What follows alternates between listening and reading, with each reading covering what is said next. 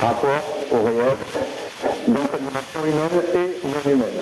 Donc tout ceci permet de suivre la piste d'auteur Nicolas Bouvier, qui est un écrivain de voyage, qui a écrit un livre assez formidable qui s'appelle L'usage du monde, et qui dit que le voyage était un savoir par les pieds. J'ai un charian contemporain, géostratège, qui a beaucoup voyagé, et qui dit que le voyage est un savoir par la peau. Ben, je pense que l'écosophie revalorise cette dimension sensible du cheminement, qui me permet de penser qu'elle est une piste qui avoir une relation un peu plus consciente avec l'environnement.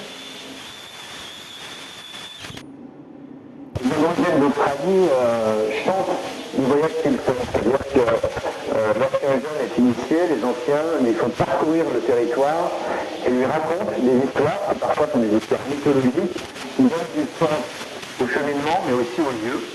Et c'est une sorte de cartographie récitée qui est transmise comme cela par les anciens aux plus jeunes. Et c'est une manière de redonner du sens au chemin que l'on fait, à la ligne de voyage que l'on fait. Et je pense que c'est aussi ça, c'est une manière c'est une école de l'attention au réel, qui n'a pas besoin d'accomplir des milliers de kilomètres pour se réaliser.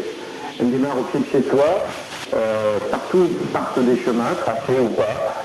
Et l'écosophie, c'est une manière de donner une dimension philosophique. C'est vrai que c'est une éthique même, hein, une manière de se comporter, une manière de faire attention au monde qui démarre sur le pas de sa porte, d'essayer d'établir une relation consciente avec ce monde-là, de partir sur des itinéraires à la fois tracés mais peut-être pas tracés, dans des destinations qui ne sont pas forcément d'une grande attractivité mais qui sont néanmoins intéressantes, parce que tout simplement elles font partie de notre monde, elles composent la réalité, et que le voyage de renouer avec l'exploration doit porter attention à toutes les dimensions de cette réalité-là, et ces réalités-là sont autour de nous chaque jour dans nos vies quotidiennes.